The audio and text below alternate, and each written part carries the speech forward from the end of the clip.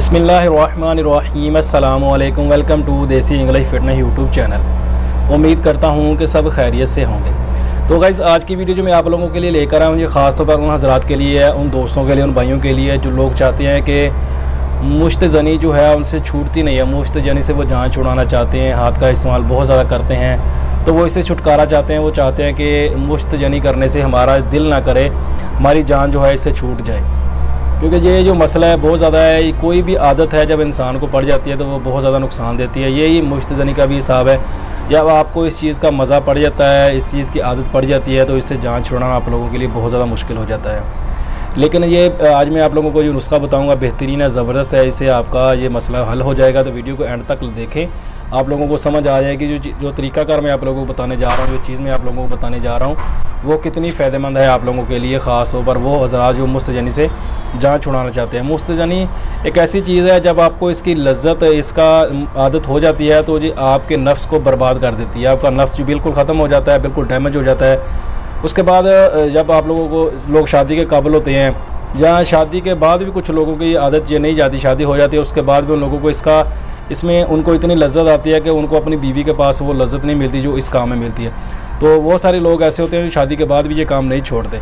तो इसलिए इसे जान छुड़ाने का सबसे बेहतरीन आसान जो तरीका है वो ये पहले तो ये है कि अपने आप को साफ़ रखें। वो मैं पहले भी एक दो वीडियो में आप लोगों को बता चुका कि महफ़िल, ऐसी महफ़िल का इंतखाब करें जिसमें बुराई ना होती हो, बुरी बातें ना होती हो, ऐसी बातें ना की जाती हों। फ़ोन पर अगर आप किसी के साथ, किसी लड़की के साथ, अपनी बीवी के साथ, किसी मंगेतर के साथ भी बातचीत करते हो तो उसमें भी बातचीत करने में थोड़ी सी एहतियात करें। ऐसी बात ना करें कि आपका जो ज़हन है वो गंदा हो, सेक्स की तरफ जाए।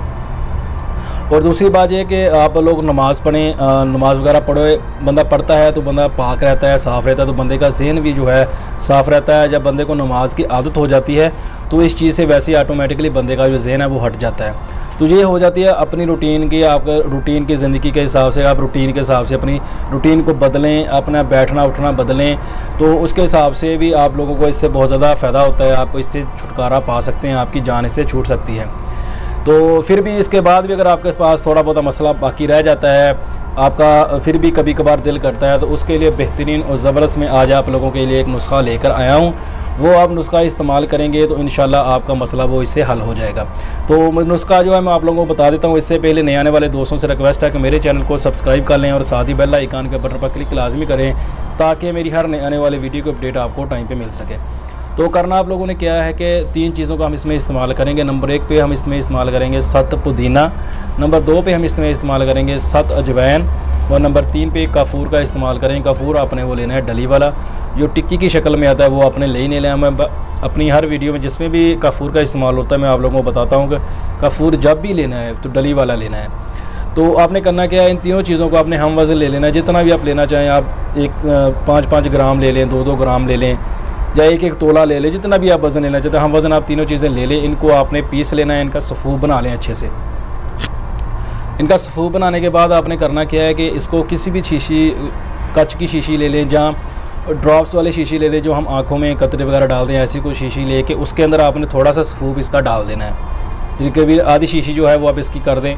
उसके बाद आपने करना क्या है कि इसके अंदर थोड़े से पानी के कतरे डाल देने, ज़्यादा पानी नहीं, यानी कि पानी से आप उसको भर दें नहीं, थोड़े से कतरे पानी के, आप इतने कतरे पानी के डालें, कतरों के हिसाब से आप डालें कि वो जो आपने सफ़ूफ उस शीशी के अंदर डाला है, उस बोतल के अंदर, या जो जिस चीज़ के अंदर भी आपने डाला है, कि वो जो सफ़ूफ है वो भीग जाना चाहिए।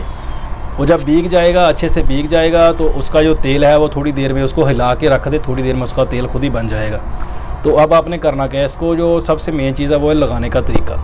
इसको लगाने का तरीका जो है वो समझने वाली चीज़ है। वो आपने करना क्या है कि इसको लगाना है नफ्स के निचली साइड पे, जो कैप का हिस्सा होता है उससे नीचे वाली साइड पे जो पेशाब की नाली होती है उसके ऊपर अच्छे से लगाएं, इसके साइडों पे लगाएं, हल्का हल्का सा ऊपर। इस मसाज नहीं करना है इसका, आपने सिर्फ हल्का हल्का सा लगा देना है, नीचे की साइड पे लगा देना है और साइडों पे लगा के ऊपर लगा के हल्का हल्का सा लगा देना है। तो लगा के आपने इसको छोड़ देना है। इसके ऊपर लगाएं इसको, तो आपको इससे यह है कि 1-2 मिनट बाद ही ठंडक पड़ जाएगी।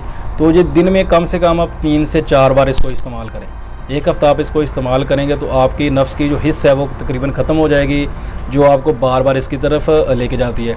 और कुछ लोगों के ज़हन में ये बात आएगी कि अगर इसको हम इस्तेमाल करते हैं तो ये ना हो कि बाद में हमारे नफ्स के अंदर सख्ती वगैरह ख़त्म हो जाए, तो ऐसा कुछ भी नहीं होगा। ये सिर्फ आपकी जो इसकी जो हिस्स होती है नफ्स की, उसको ये ख़त्म कर देती है। जो आप बार बार आपका ज़हन अगर बनता है इस चीज़ के लिए तो उसको ये ख़त्म कर देती है। इसको लंबा अरसा इस्तेमाल ना करें, इसका कोई आपको नुकसान नहीं होगा। इसको एक बार ट्राई ज़रूर करें। आपका जो मुश्त जनी का मसला है वो इंशाल्लाह इससे बिल्कुल ठीक हो जाएगा। बेहतरीन और ज़बरदस्त ये चीज़ है, इसको एक बार ट्राई ज़रूर करें, इंशाल्लाह इससे आपको बहुत ज़्यादा फ़ायदा होगा। तो वीडियो पसंद आए तो लाइक ज़रूर करें, दोस्तों के साथ शेयर करें, दुआओं में याद रखिएगा। मिलते हैं किसी ऐसी नई वीडियो में, तब तक के लिए अल्लाह हाफ़िज़।